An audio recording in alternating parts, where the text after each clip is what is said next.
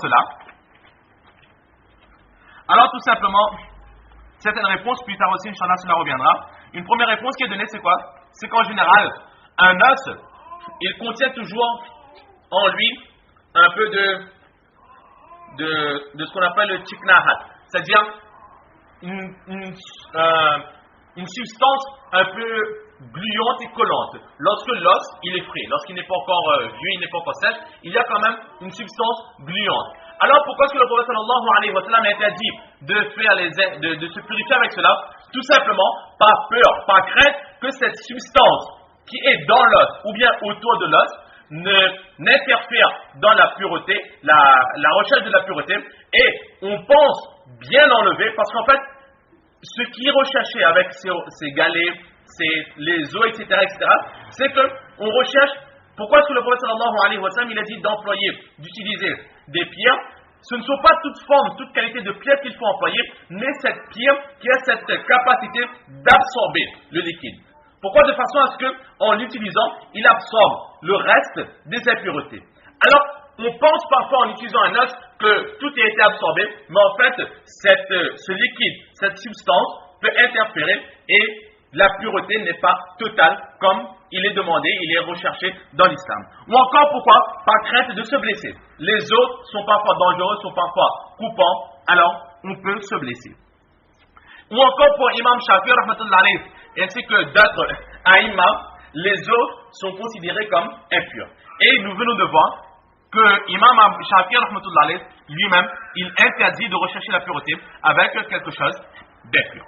Donc là, le premier hadith que nous avons vu, rapporté par Hazrat Salman Farsi radiallahu ta'ala, nous voyons tout de suite un second hadith qui nous est rapporté par Hazrat Abu Huraira radiallahu ta'ala qui dit وبه قال حدثنا عبد الله بن محمد النفيلي قال حدثنا ابن المبارك عن محمد بن عجلان عن القعقاع ابن حكيم عن ابي صالح عن ابي هريره رضي الله تعالى عنه قال قال رسول الله صلى الله عليه وسلم انما انا لكم بمنزله الوالد اعلمكم فاذا اتى احدكم الغائط فلا يستقبل القبله ولا يستدبرها ولا يستطب بيمينه وكان يأمر بثلاثة أحجار وينهى عن الروث والذمة. Donc, Imam Abu Dawud rahmatullah alayhi qui nous dit que son professeur Hazrat Abdullah ibn Muhammad al-Nufayli rahmatullah alayhi lui-même rapporte de Hazrat Abdullah ibn Mubarak radiallahu ta'ala qui lui-même rapporte de Hazrat Muhammad ibn Ajlan qui lui-même rapporte de Hazrat Qaqa fils de Hakim qui lui-même rapporte du père de Salih qui lui-même rapporte de Hazrat Abu Huraira radiallahu ta'ala qui dit que le saint prophète sallallahu alayhi wa sallam a dit ô vous mes compagnons, je suis pour vous tel un père et je vous enseigne. Et qu'est-ce que je vous enseigne? Lorsque quelqu'un parmi vous va accomplir ses besoins, alors qu'il ne fasse pas face à la Qibla et qu'il ne donne pas non plus le dos à la Qibla. Un deuxième enseignement, ne pas faire face à la Qibla, nous avons déjà vu de la hadith précédent, et ici, ne pas donner non plus le dos à la Qibla lorsque on accomplit ses besoins. Aussi, ne pas rechercher la pureté avec la main droite. Il nous a ordonné d'utiliser 3 pierres au moment de rechercher la pureté et de ne pas utiliser les excréments d'animaux, le foin, etc., ni les os pour se purifier. Azima, qui signifie les anciens os. Donc là, c'est plus ou moins le même enseignement qui est donné, qui nous avons vu avec Hazrat Salman Farsi radiallahu ta'ala, avec juste en plus l'interdiction de donner le dos à la Qibla en accomplissant ses besoins. Avant de passer au troisième hadith, ici le prophète sallallahu alayhi wa sallam il a dit que je suis pour vous tel un père. Alors que dans le Coran, Allah subhanahu wa ta'ala dit Ma kana Muhammadun aba ahadim min rijalikum. Que sachez que Muhammad sallallahu alayhi wa sallam il est le père de personne parmi les hommes. Muhammad sallallahu alayhi wa sallam n'est le père d'aucun homme. Alors qu'ici le prophète sallallahu alayhi wa sallam il dit je suis pour vous tel un père. En apparence il y a une contradiction. Alors la contradiction n'existe pas. C'est tout simplement que le prophète sallallahu alayhi wa sallam il dit ici que je suis pour vous tel un père, c'est-à-dire je suis pour vous un père spirituel. Je ne suis pas votre vrai père, Je ne suis pas un père naturel, mais je suis pour vous un père spirituel. Je veux votre réussite ici-bas et dans l'au-delà. C'est pour cela que je vous donne les meilleurs enseignements. Et dans le Coran, Allah subhanahu wa ta'ala dit que le prophète sallallahu alayhi wa sallam n'est le père d'aucun homme. Cela signifie qu'il n'est le père naturel d'aucun homme. Et nous voyons ici qu'Allah subhanahu wa ta'ala il précise, le prophète sallallahu alayhi wa sallam n'est le père d'aucun homme. Pourquoi? Parce que le prophète sallallahu alayhi wa sallam, il avait des filles. C'est pour cela qu'Allah subhanahu wa ta'ala n'a pas dit que le prophète sallallahu alayhi wa sallam n'est le père de personne. Il est le père naturel de filles.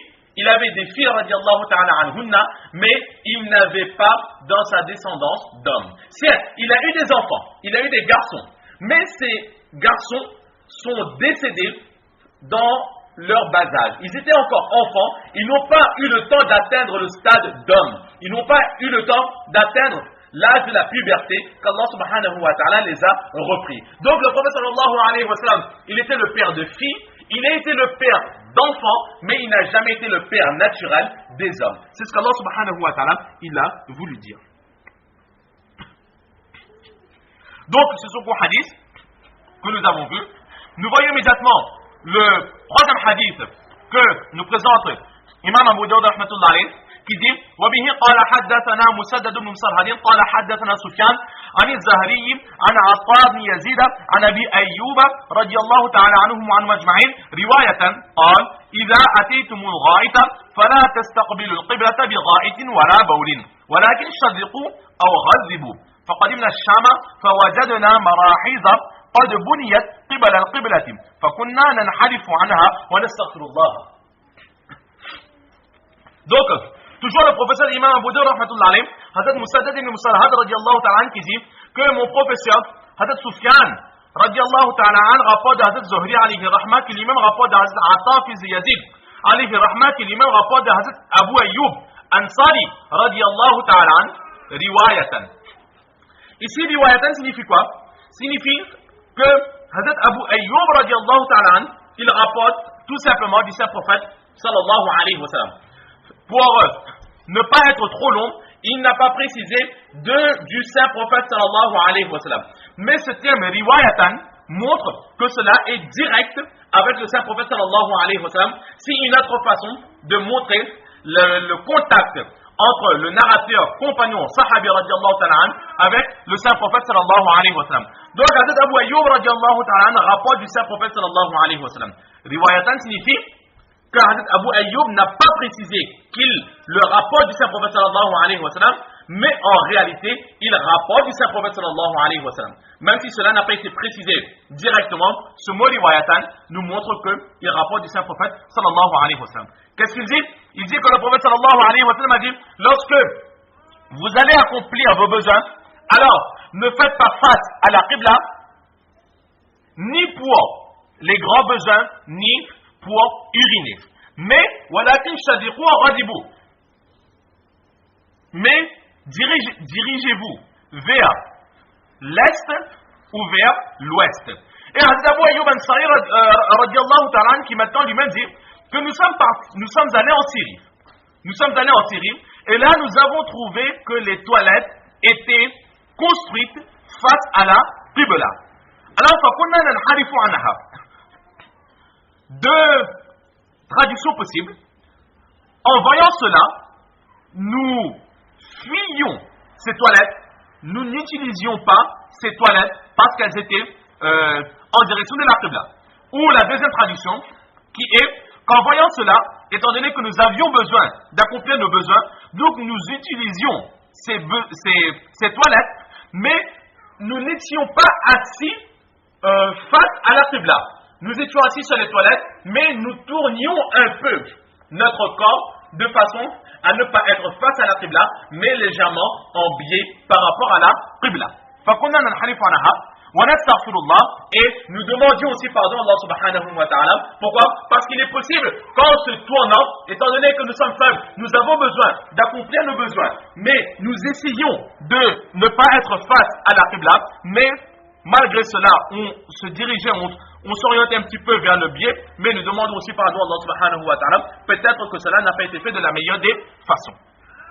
Un autre hadith rapporté maintenant, وبه قال حدثنا موسى بن إسماعيل قال حدثنا وهيب قال حدثنا عمرو بن يحيى عن أبي زيد عن معقل بن أبي معقل الأسدي قال رضي الله تعالى عنه وعنهم أجمعين قال نهى رسول الله صلى الله عليه وسلم أن نستقبل القبلتين ببول أو غائط قال أبو داود وأبو زيد هو مولى بني ثعلبة. Imam Abu Dawud rahmatullahi qui dit que notre professeur Moussa, fils d'Ismaïl, rapporte de Waheb, qui lui-même rapporte de Amr, fils de Yahya, qui lui-même rapporte de Abu Zayd, qui lui-même rapporte de Ma'qal, fils du père de Ma'qal, de la tribu d'Asadi, radiallahu ta'ala majma'in, qui dit, le saint prophète sallallahu alayhi wa sallam nous a interdit de faire face aux deux qiblas. Les deux qiblas, ce sont quoi? Ce sont la Kaaba, et avant la Kaaba, c'était le Baytul Maqdis qui se trouve à Jérusalem, en Israël, qui était la Kaaba. Donc le prophète sallallahu alayhi wa sallam nous a interdit de nous diriger vers la Kaaba de la Mecque et vers le Baytul Maqdis à Jérusalem au moment d'accomplir les besoins, que ce soit les urines ou les grands besoins. Et Imam Abu Dawud rahmatullahi dit que Abu Zayd c'est qui? Abu Zayd c'est l'esclave affranchi des Bani Tha'laba. Enfin, le dernier hadith de ce chapitre, وبه قال حدثنا محمد بن يحيى ابن فارس قال حدثنا سفيان بن عيسى عن الحسن بن زكوان عن مروان الأصفر قال رأيت ابن عمر أناخ راحلته مستقبل القبلة ثم جلس يبول إليها فقلت يا أبا عبد الرحمن أليس قد نهي عن هذا؟ قال بلى إنما نهي عن ذلك في الفضاء فإذا كان بينك وبين القبلة شيء يسترك فلا بأس. Donc, Imam Abu Dawud rahmatullah alayhi qui dit que son professeur Mohammed, fils de Yahya, fils de Faris, lui a rapporté de son professeur Safwan, fils de Isa, qui lui-même rapporte de Hassan, fils de Zakwan, qui lui-même rapporte de Marwan al-Asfar, qui dit que j'ai vu, donc ce narrateur qui dit, j'ai vu Hazrat Abdullah ibn Omar radiallahu ta'ala, il a attaché son animal, sa monture, il a fait asseoir sa monture face à la Qibla. Ensuite, il s'est assis et il a commencé à accomplir ses besoins, à uriner. Alors là, tout de suite, je l'ai dit, Marwan qui dit, j'ai dit, oh, père d'Abdurrahman, il s'adresse à ce compagnon, Abdullah ibn Omar, qui dit, n'avons-nous pas été interdits d'agir ainsi, c'est-à-dire d'uriner face à la Qibla? Alors, Abdullah ibn Omar, qui dit, certes, nous avons été interdits d'agir ainsi, mais dans un terrain vague, lorsque nous sommes éloignés de la civilisation, à ce moment, il est interdit d'agir ainsi.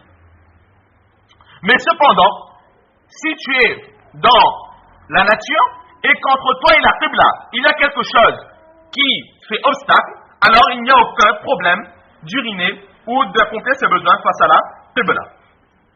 Donc là, nous avons vu tous les hadiths de ce chapitre d'interdiction de se diriger face à la Qibla, de donner face ou de donner dos.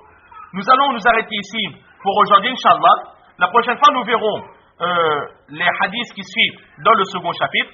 Et enfin, après cela, Inch'Allah, nous verrons les divergences qui existent par rapport à tous ces hadiths entre les imams. Donc Allah subhanahu wa ta'ala nous donne le tawfiq de comprendre ces quelques paroles, surtout de mettre en pratique et de propager. Wa ma tawfiqi illa billah.